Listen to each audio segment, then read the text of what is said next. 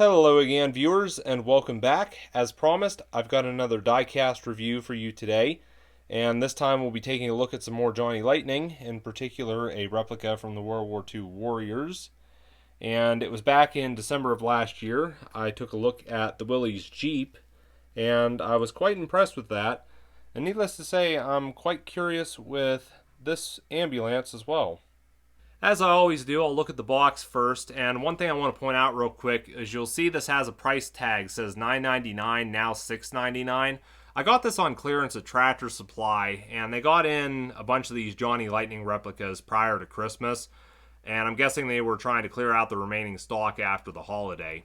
But getting onto the box, you can see World War II Warriors, Pacific Theater, U.S. Naval Hospital at Pearl Harbor. Says limited edition, one of 2,000. I think the Willys Jeep was the same way. There's also some battle facts here. If you want to read any of that, you can pause the video. You can see how the ambulance is presented in the packaging. And getting onto the back of the box, there's also some more information here in regards to what you can collect on this side. I was going to get the M4A3 tank and also the GMC 2.5 ton 6x6 truck, but the scaling of those was just so small, I didn't think they'd look right next to everything else I have in my collection. Some more information on the bottom here. Again, want to read any of that, pause the video. One curiosity I have with this ambulance, though, is you'll notice on the box here it says World War II GMC WC54 ambulance.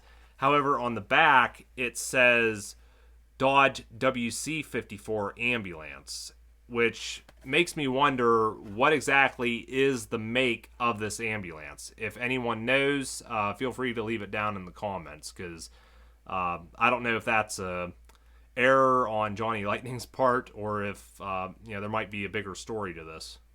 Okay, gonna go ahead and get this out of the box real quick.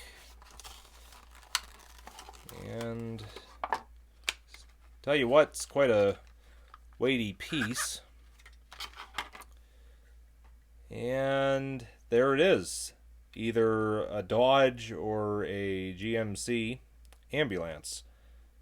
Alright, here's the ambulance on the turntable, and at first glance I was really impressed with this, but upon closer inspection I'm not as impressed as I was, because I've noticed a couple issues in quality. The first is there's a little issue on the hood here. I don't know if that's paint or maybe something wrong with the casting.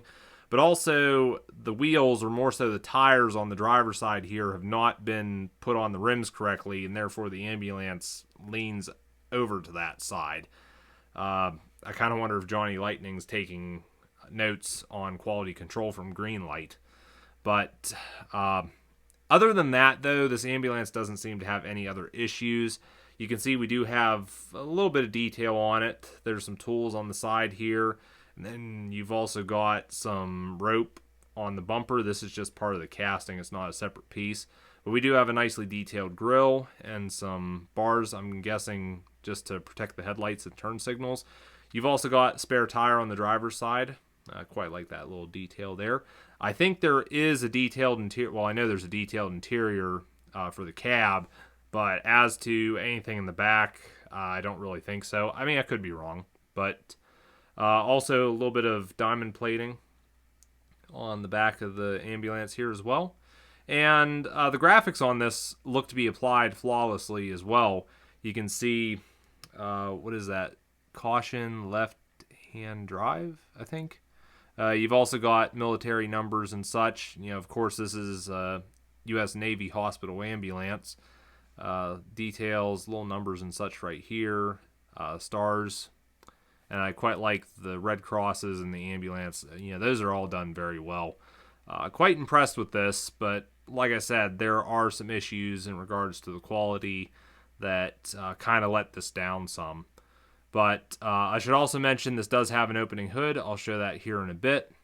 And there is a detailed engine in there as well. But, the fact that this is U.S. Navy and it's part of World War II, it'll go great with the Willys Jeep that I already have, and I will do a comparison of that up next to this here a little bit later.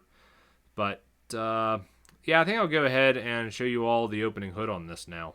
I'll open the hood here, and you can see that we do have a detailed engine, detailed in terms of the casting. It's not been like separately painted or anything picked out or what have you. But it is nice that it's there, and the fact that the hood opens, you know. But something I've noticed is the hood doesn't want to stay shut now, and I'm kind of wondering if that little issue there is the problem. But I kind of wonder if it's down to the casting, because I noticed the hood seems to have, that corner looks to have a bit of a ding to the corner. It's not nice and clean like the one on this side. I'm wondering if I can go in and remove that little bit right there that maybe would help this hood stay down. Well, I'm going to carefully go in and try to maybe break that off, whatever it is. Okay. And that's gone, but it does not seem to have made any difference. I'm going to guess the problem's probably somewhere in the hinge. Well, that's rather disappointing, to be honest with you.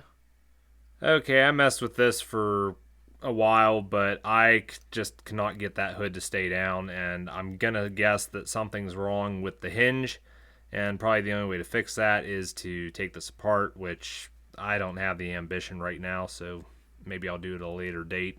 If anyone else has had similar issues to this, let me know down in the comments. But I did want to do a side-by-side comparison of this with the Willys Jeep that I looked at before. And I think these two look great together. Of course, you know, they're both U.S. Navy. They're both World War II. But, you know, these are really, I think I got a Matchbox Jeep, actually. But these are really the only, like, military vehicles that I have in my 1/64 scale collection. And I kind of like to get a few more, especially a tank. I'd definitely like to get one of those at some point. Like I said, Johnny Lightning did have one for these, but the size, it was about the size of the ambulance, if not smaller, and, you know, obviously that just doesn't look right. But, again, really liking these two. Well, to wrap things up, I guess I'll give my final thoughts on this World War II ambulance by Johnny Lightning.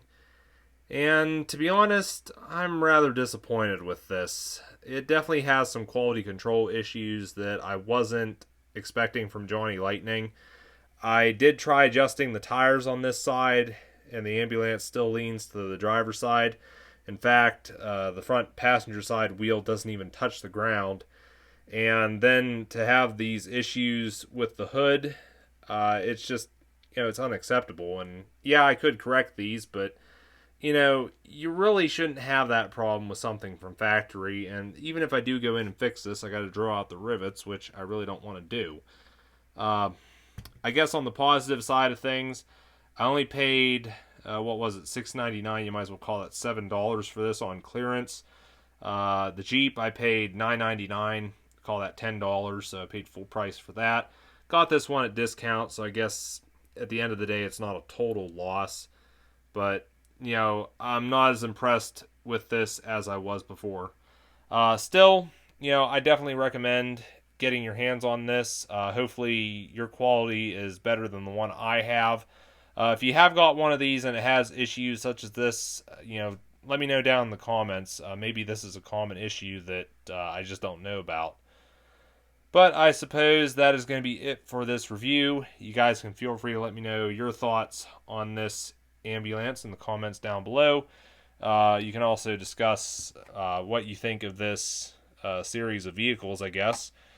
And catch you guys in another diecast review with hopefully something a little bit better.